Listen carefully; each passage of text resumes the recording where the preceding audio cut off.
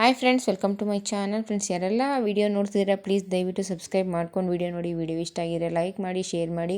ಯಾರೆಲ್ಲ ಡಿಸೈನ್ಸ್ ಹುಡುಕ್ತಿರ್ತೀರಾ ನೀವು ಕೂಡ ಈ ರೀತಿ ಎಲ್ಲ ಡಿಸೈನ್ ಮಾಡಿಸ್ಕೋಬೋದು ಅನ್ನೋದಕ್ಕೋಸ್ಕರ ಈ ವಿಡಿಯೋನ ಮಾಡಾಕ್ತಿದ್ದೀನಿ.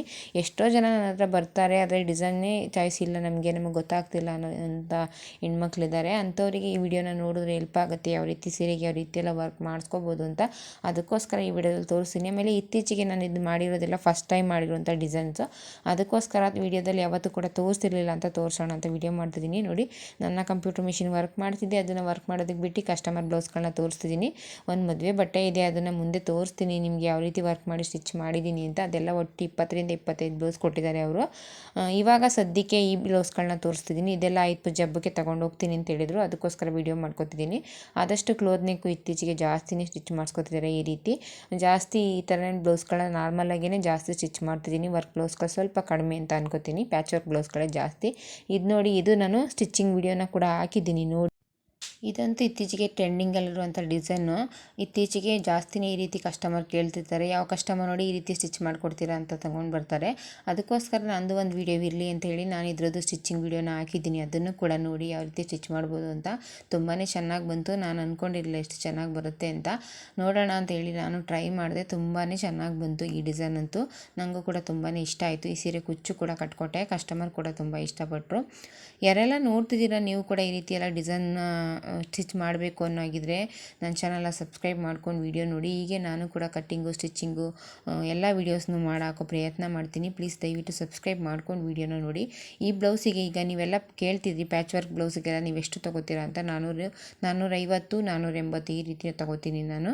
ಆದಷ್ಟು ನಾನು 500 ರೂಪಾಯಿಂದ ಒಳಗಡೆ ಅಮೌಂಟ್ನ ತೊಗೊಳ್ಳೋದು ಈ ರೀತಿ ಪ್ಯಾಚ್ ವರ್ಕ್ ಡಿಸೈನಿಗೆ. ಹಾಗೆ ನಾರ್ಮಲಾಗಿ ಸ್ಟಿಚ್ ಮಾಡೋದಕ್ಕೆ 350 ರೂಪಾಯಿ ತೊಗೋತೀನಿ. ಸೀರೆ ಫಾಲು ಲೈನಿಂಗ್ ಎಲ್ಲ ಹಾಕಿ 350 ರೂಪಾಯಿ ತೊಗೋತೀನಿ. ಈ ರೀತಿ ಪ್ಯಾಚ್ ವರ್ಕ್ ಡಿಸೈನ್ ಮಾಡಿದ್ರೆ 480 ರೂಪಾಯಿ ತೊಗೊಂಡಿದ್ದೀನಿ. ಈ ಬ್ಲೌಸ್ ಸ್ಟಿಚಿಂಗಿಗೆ 480 ರೂಪಾಯಿ ತೊಗೊಂಡಿದ್ದೀನಿ. ಕುಚ್ಚು ಕೂಡ ಕಟ್ಕೊಟ್ಟಿದ್ದೀನಿ, ಅದಕ್ಕೆ 200 ರೂಪಾಯಿ ಅಮೌಂಟ್ನ ತೊಗೊಂಡಿದ್ದೀನಿ. ನೋಡಿ ಎಷ್ಟು ಚೆನ್ನಾಗಿ ಬಂದಿದೆ ಅಂತ. ತುಂಬಾ ಚೆನ್ನಾಗಿ ಬಂತು.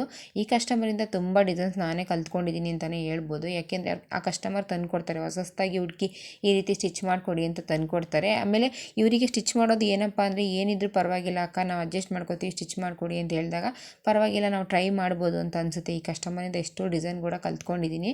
ಅಕ್ಕ ತಂಗಿ 3 ಜನನೂ ಕೂಡ ತುಂಬ ಬ್ಲೌಸ್ಗಳನ್ನ ಸ್ಟಿಚ್ ಮಾಡಿಸ್ತಾರೆ. ಆದರೆ ಅವ್ರು ತಂದುಕೊಟ್ಟಾಗೆಲ್ಲ ನನಗೂ ಕೂಡ ಏನೋ ಒಂಥರ ಪರವಾಗಿಲ್ಲ, ಅವ್ರು ನಂಗೆ ಅಡ್ಜಸ್ಟ್ ಮಾಡ್ಕೋತಾರೆ, ಅವ್ರಿಗೆ ಯಾವುದೇ ಆದರೂ ಹೊಸ ಡಿಸೈನ್ ಪ್ರಯತ್ನ ಪಡ್ಬೋದು ಅನ್ನೋ ರೀತಿ ಖುಷಿಯಾಗುತ್ತೆ. ಅವರಿಂದ ನಾನು ಎಷ್ಟು ಡಿಸೈನ್ನ ಕಲ್ತ್ಕೊಂಡೆ ಅಂತಲೇ ಹೇಳ್ಬೋದು. ಇದೊಂದು ನೋಡಿ, ವೈಟ್ ಬ್ಲೌಸ್ ಕೊಟ್ಟಿದ್ದು, ಸಾದಾ ಬ್ಲೌಸ್ನ.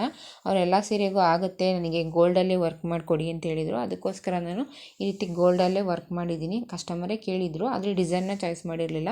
ನಾನು ಕಂಪ್ಯೂಟರ್ ಮಿಷಿನ್ ತೊಗೊಂಡಾಗ ಸ್ಟಾರ್ಟಿಂಗಲ್ಲಿ ಕೊಟ್ಟಿದ್ದಂಥ ಡಿಸೈನ್ಸ್ ಎಲ್ಲ ತುಂಬಾ ಹಾಗೇ ಇದೆ, ಮಾಡಿರಲಿಲ್ಲ. ಈ ರೀತಿ ಡಿಸೈನ್ ಚಾಯ್ಸ್ ಇಲ್ಲದೆ ಬರೀ ಅಮೌಂಟ್ ಹೇಳುವಂಥವರಿಗೆ ಈ ರೀತಿ ವರ್ಕ್ ಮಾಡಿಕೊಡ್ತೀನಿ.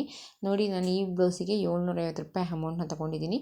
ವರ್ಕಿಂದ ಸ್ಟಿಚಿಂಗಿಂದ ಸೇರಿಸಿ ಹೇಳ್ತಿದ್ದೀನಿ, 750 ರೂಪಾಯಿ ಅಮೌಂಟ್ನ ತೊಗೊಂಡಿದ್ದೀನಿ. ಇದು ನೋಡಿ, ಇದು ಕೂಡ ಅಷ್ಟೇ, ನಾನು ಆವಾಗಲೇ ಹೇಳ್ದಾಗೆ ಎಲ್ಲ ಹೊಸ ಡಿಸೈನ್ನೇ. ಇದನ್ನೆಲ್ಲ ತೋರಿಸಿರಲಿಲ್ಲ ನಾನು ಯಾವುದೇ ವೀಡಿಯೋದಲ್ಲಿ ಕೂಡ, ಅದಕ್ಕೋಸ್ಕರ ತೋರಿಸೋಣ ಅಂತ ವಿಡಿಯೋ ಮಾಡ್ತಿದ್ದೀನಿ. ನೋಡಿ, ಇದು ಕೂಡ ತುಂಬಾ ಚೆನ್ನಾಗಿ ಬಂದಿದೆ. ಈ ಡಿಸೈನ್ ಕೂಡ ಸಿಂಪಲಾಗಿದ್ರೂ ಕೂಡ ತುಂಬಾ ಚೆನ್ನಾಗಿದೆ.